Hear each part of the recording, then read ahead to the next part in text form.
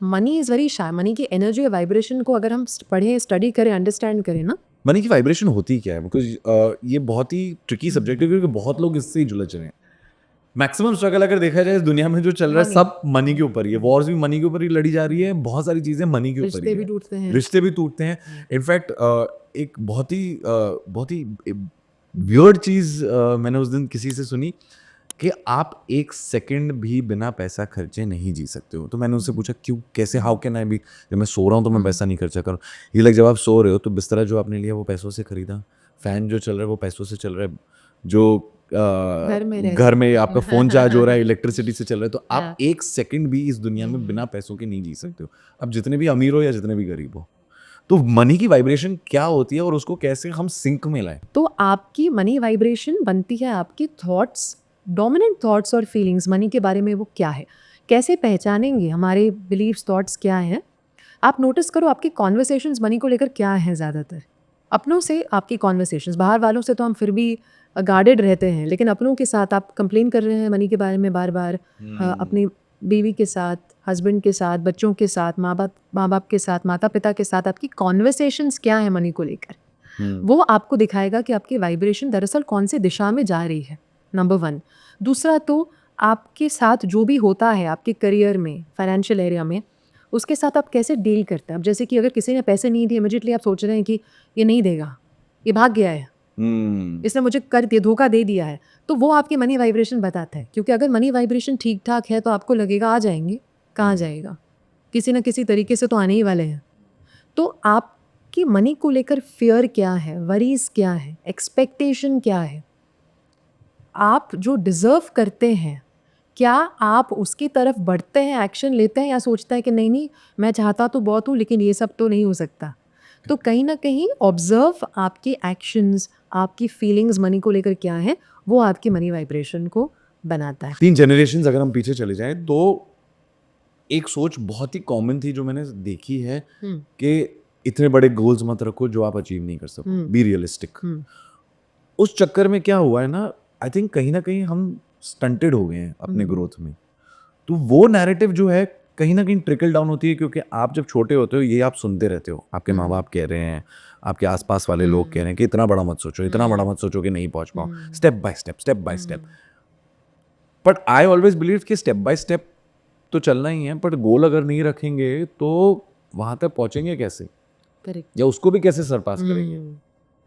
तो does that also affect the money vibration, और does that also affect the career vibration?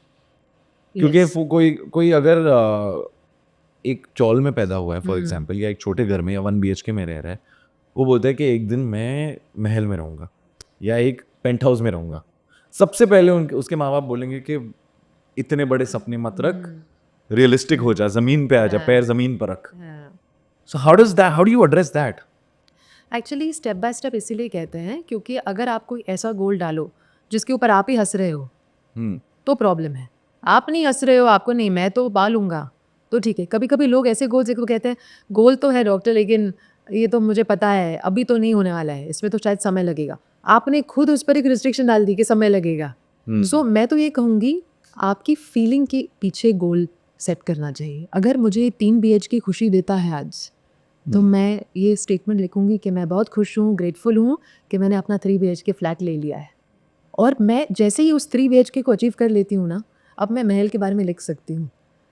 तो अगर आपका शुरू से ही नहीं मुझे तो महल में रहना है, मुझे तो 5 BHK में रहना है, मैं तो वही रहूँगा, तो फिर डाल दीजिए गोल में, नो प्रॉब्लम। तो ऐसे कोई लिमिटेशन नहीं है। आपका माइंड किसी गोल को छोटा बड़ा बना रहा है, इसीलिए मैं तो यही सुझाव दूंगी अपने माइंड पर काम कीजिए। जितना अंडरस्टैंडिंग डेवलप करेंगे ना माइंड पावर की, आपके लिए कोई गोल एक्चुअली बड़ा या छोटा नहीं होगा। लेकिन सपोजिंग आज आपको लग रहा है कि नहीं ये गोल बहुत बड़ा है मेरे लिए, तो वो गोल अननेसेसरीली आप ही डिले करोगे। भले ही आप उसको लिख रहे हो ना, आप डिले कर रहे हो क्योंकि आपकी फीलिंग क्या ये बहुत बड़ा है मेरे लिए। तो फिर आप थोड़ा छोटा गोल सेट कीजिए, यानी कि आप 3 BHK पे सेटल कर दीजिए, 5 मत लिखिए। और उसको अचीव करने के लिए तो वो उनके लिए थोड़ा रियलिस्टिक हो जाता है। लेकिन मैं तो हमेशा कहती हूँ आपको अभी जो मिल रहा है मनी को लेकर फॉर एग्जाम्पल, उसका डबल कम से कम आपका गोल होना चाहिए। डबल होना चाहिए। डबल तो मिनिमम गोल होना तो चाहिए। जो मेरा गोल है शायद तो मैं उसको डबल कर सकता हूँ। डबल तो करना ही चाहिए, करना ही चाहिए। क्योंकि उसमें थोड़ा पुश भी मिलता है आपको, एक्साइट थोड़ा गोल ना आपको ऐसे फीलिंग आनी चाहिए, थोड़ी गूज़बम्स आने चाहिए कि अमेजिंग हो जाएगा, मज़ा आ जाएगा, ये हो जाएगा। तो वो थोड़ा आपको अपने कंफर्ट जोन से बाहर निकलना पड़ेगा। कभी कभी गोल्स इतने छोटे सेट करते हैं कि हो जाता है, लेकिन फिर आपकी लाइफ उससे चेंज नहीं हुई। अच्छा, एक एग्जाम्पल के तौर पे मैं पूछ लेता हूँ आपसे सवाल। समझो कि दो दोस्त हैं, दोनों ने वही पढ़ाई की, दोनों अच्छे थे पढ़ाई में, फॉर एग्जाम्पल दोनों ने मार्क्स भी सेम लाए, दोनों मैनिफेस्ट कर रहे हैं अपना एक ड्रीम जॉब, एक अचीव कर लेता है और एक नहीं कर पाता। ये क्यों होता है? वाइब्रेशन सबसे पहले तो, उसकी वाइब्रेशन कहीं ना कहीं जवाब मिल जाएगा, क्या वो एक्सपेक्ट कर रहा है। कभी कभी क्या होता है, हम कंपेटिटिव स्पिरिट में आ जाते हैं, क्रिएटिव स्पिरिट से निकलकर कंपेटिटिव में। हमें ऐसे लगता है कि अरे यार हमारे से आगे बहुत स्मार्ट लोग हैं, हमसे आगे बहुत बड़े लोग हैं जिनको बहुत इन्फ्लुएंसेस हैं, या शायद मैं इतना कैपेबल नहीं हूँ। कभी कभी आपको एजुकेशन में भी आपके फ्रेंड की तरह मिली है, लेकिन शायद आप इतने स्ट्रीट स्मार्ट नहीं है जितने वो हैं। तो कभी कभी लोगों को ऐसे बिलीव्स या फीलिंग्स होती हैं अपने बारे में। या हो सकता है बड़े होने के समय, जैसे कि जब वो छोटे थे और बड़े हो रहे थे, हो सकता है उनके परिवार का माहौल इतना अच्छा नहीं हो जहाँ पे वो बहुत कॉन्फिडेंटली ग्रो हो। सपोजिंग माता पिता के बीच में कभी कभी झगड़े ज़्यादा होते हों, उन्होंने देखा है अपने माता पिता के स्ट्रगल्स को, तो वो चाहते तो है, वो एक्शन ले रहे हैं आगे बढ़ने की अच्छे जॉब के लिए, लेकिन सबकॉन्शियसली एक पैर पीछे जा रहा है, क्योंकि उन्होंने देखा है अपने माता पिता के स्ट्रगल्स, उन्होंने देखा है कि पिताजी ने इतना हार्डवर्क किया फिर भी क्या हुआ। तो सबकॉन्शियस माइंड में ना वो एक नेगेटिव कंडीशनिंग चलती है। हमें कैसे पता चलेगा? सिर्फ एक तरीका है, आपकी रिजल्ट्स। आपके रिजल्ट्स बताते हैं आपके सबकॉन्शियस माइंड में क्या चल रहा है। There is no other way. आप खोल नहीं सकते हैं, एग्जैक्टली पता नहीं चलेगा कि क्या मेमोरी चल रही है, लेकिन रिजल्ट्स हमेशा आपकी एनर्जी को मैच करते हैं। कौन सी एनर्जी?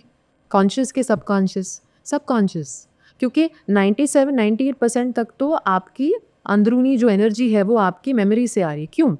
एक रिसर्च किया गया था सबकॉन्शियस माइंड के ऊपर। उन्होंने कहा था कि पर सेकंड आपकी कॉन्शियस माइंड में, जो आप नोटिस कर सकते हैं, 10-11 थॉट्स चल सकते हैं। सबकॉन्शियस माइंड पे कितने चल रहे हैं? 10-11 मिलियन। 10-11 मिलियन, वो कहते हैं मिलियंस चल रहे हैं। तो नेचुरली आप जब कुछ करना चाहते हैं तो आपके अंदर ज़्यादा वेटेज किसका है? सबकॉन्शियस मेमोरीज का। तो वो आपको रोक रहा है। इसे हम कंडीशनिंग कहते हैं। इसीलिए लॉ ऑफ अट्रैक्शन की स्टडी इनकम्प्लीट है कंडीशनिंग के बारे में जाने बिना। यानी आप जब भी किसी गोल पे काम कर रहे हैं ना, ये समझिए कि आपको सबकॉन्शियस माइंड के प्रोग्रामिंग पर ध्यान देना पड़ेगा। सो बेसिकली ये आप कह रही हैं कि अगर हम किसी गोल की तरफ चल रहे हैं और हम सारे सही स्टेप्स ले रहे हैं, बट अगर हमारे अंदर थोड़ा सा भी अगर नेगेटिव थॉट्स हो या कुछ विपरीत हो उस गोल के, तो हम वो गोल अचीव नहीं कर पाएंगे। नहीं, क्योंकि आप हो सकता है उस दिशा में एक कदम सही ले भी, फिर पीछे आ जाएंगे।